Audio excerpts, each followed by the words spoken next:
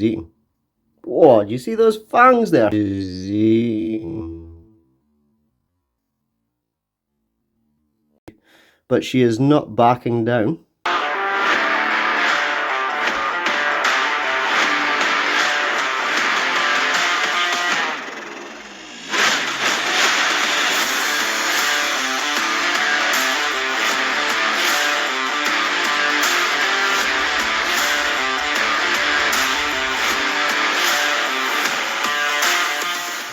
What's up all you cool snakes and neonates? How's it going? I hope you are all keeping well.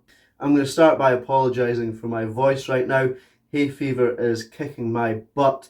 My tonsils and my throat is all swollen up. It's actually really awkward to talk to you guys today. So we're going to start off with a friendly spider. This is the endangered curly hair. This is our curly hair. Coconut has molted out and is doing absolutely wonderfully. Some of you guys might remember this is our replacement to Curly Whirly for the kids shows. She's not quite big enough yet, but we are going to get there with her. A couple of molts and I think she will be ready to rock and roll, but she's doing absolutely wonderfully. She's a brilliant little spider. I would actually say better behaved than Curly Whirly was, and she was an angel, but she hair flicked now and then, whereas this one has not once hair flicked, and she's actually molted out into her adult coloration now. So she is no longer that brown colour that got her the name Coconut. She's actually going black now. It's just her carapace, the top of her body there where her eyes and things are. That's the only bit that's left that's brown on her. So she's sort of in her sub-adult colours. And she molted out and she is a girl. So that is fantastic news. Means we're going to have her for quite some time. Which leads us on to the video. We had another spider that molted out into a girl. Thrixopelma pruriens, our Peruvian green velvet. It was actually for Kirsten's birthday. I got her a surprise box of spiders, and this was one of the spiders in it. Emerald green is her favourite colour, so Peruvian green velvet tarantula that is green, was a fantastic find in her birthday box.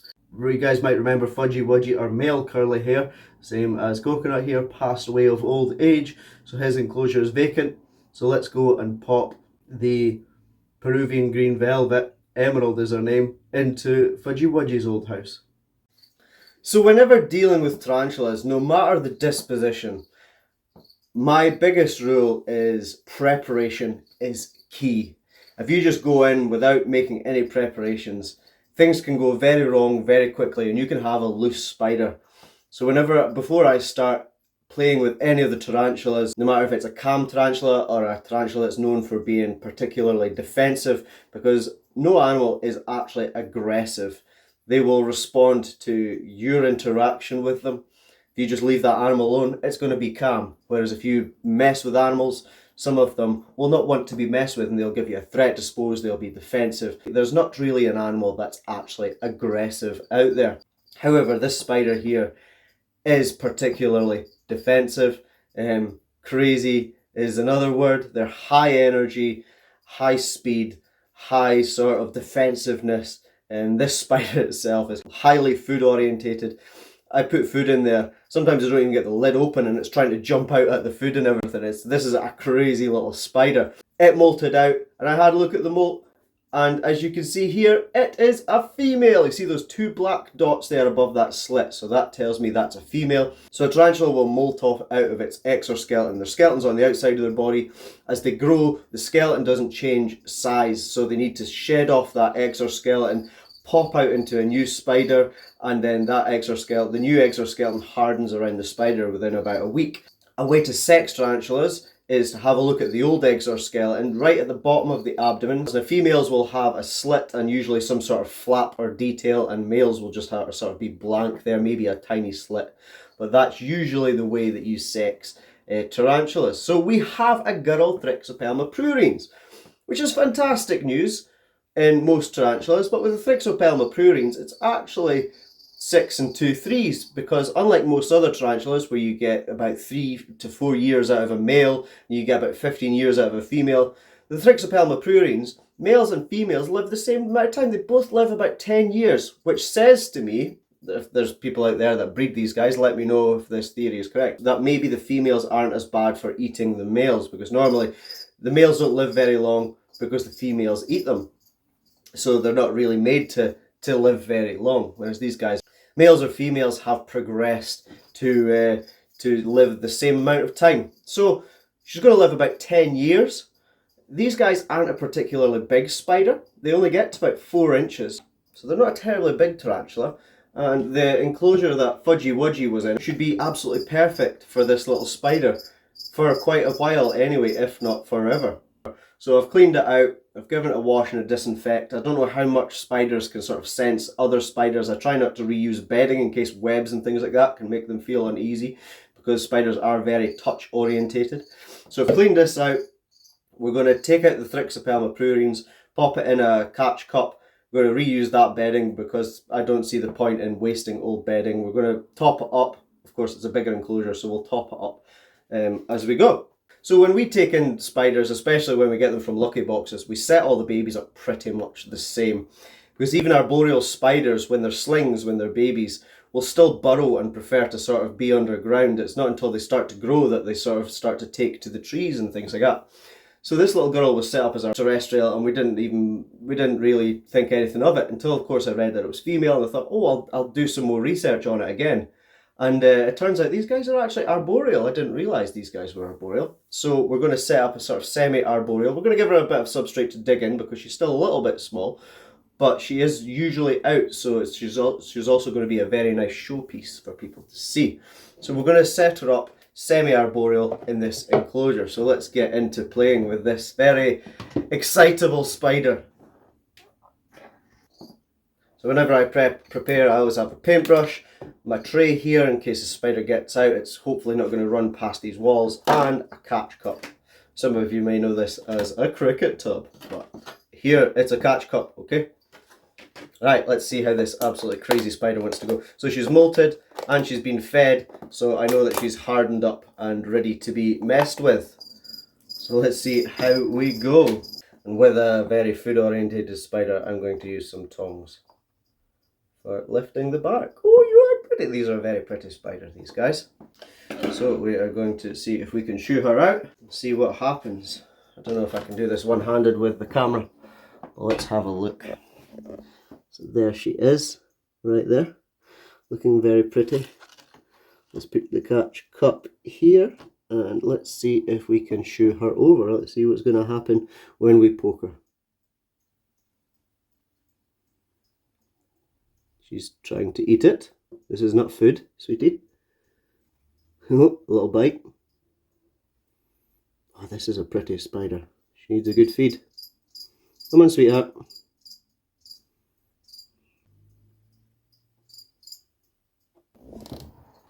Right, let's see what we can do. Come on then. She's determined she's eating. Whoa, do you see those fangs there? She's eating.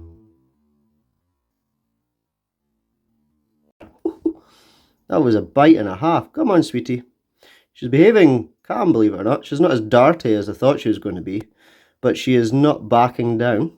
You notice I'm using a paintbrush. It's because it's very soft. Tarantulas are quite, not very hardy animals. They're quite fragile. She's really not wanting to move. Come on, sweetie. If you're going to go out that way, I'm going to turn you that way.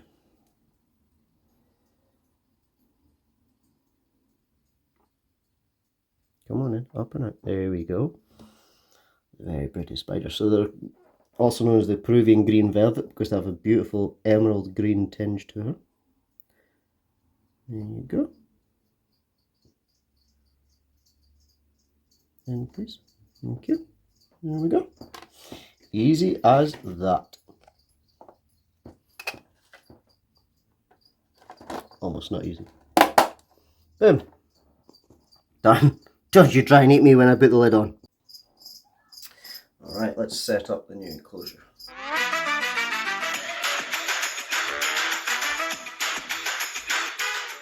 So I'm not actually keen on this enclosure because it has this lip at the top. But if this is a spider that's going to be in here permanently, I don't mind it so much. So we're going to give her an arboreal section there, which you can hide. We're going to give her a terrestrial water bowl though. A bit of greenage in here, just for aesthetics. This is a pretty spider that deserves a pretty house. But just a simple 5-second enclosure. Pretty good. So it's deep enough for her to burrow in, but she's also got that arboreal hide there so that she can climb and be arboreal. Right, see if we can get this beautiful girl into our new enclosure with minimal fuss.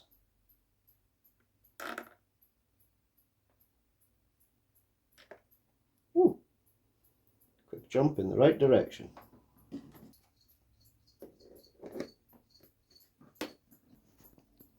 Look at those fangs. Oh, they're gone. One happy little spooder. Much better closure and size for her now. Crazy little spider. What do you guys say? She looks hungry, let's feed her.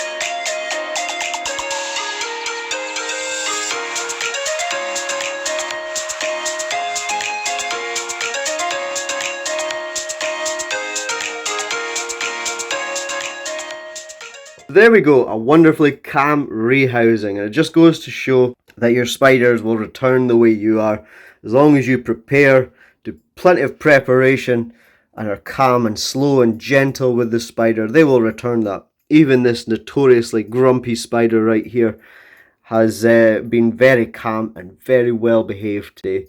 I didn't expect her to be that good, but she's been fantastic. So well done, Emerald. Peruvian green velvets are actually known to be quite flighty. Aggressive is a word that's often thrown around. I don't like using the term aggressive when it comes to animals, because no animal is actually aggressive. No animal is chasing you down deliberately trying to hurt you out of malice. They will defend themselves if frightened. They will defend their young. They'll defend their territory. They will defend themselves. They won't physically go out looking for trouble. They just want to be left alone. So I don't like the word aggressive. I prefer to use the word defensive when it comes to describing a lot of these highly strung animals. And as you've seen with that rehouse there, guys, there was no threat posing, there was no craziness. You approach an animal calm and easygoing, and this is how I treat all my spiders. I've said this again and again in the videos. I approach all my spiders nice and calm, nice and easygoing, and it doesn't matter if it's a renowned calm spider like the curly hair or our pokies back there. It's extremely rare that I get a threat pose. Our Brazilian black and white is maybe an exception. She's an absolute nut job. But the other animals that are renowned for being crazy, renowned for giving you defense poses, as long as you're relatively slow, calm, easygoing, flowing with your movements, and have a backup plan or precautions in place, you're going to get on just fine. Just remember, guys, stay calm and stay easy with your animals, and they'll return that favor as you've seen there. So I hope you guys all enjoyed that. As always, like the video, comment on the video. You can subscribe to my ugly mug right there. There will be a playlist for you right there, and there'll be a random video selected for you right there. Thank you very much for tuning in. Take it easy, guys. Peace.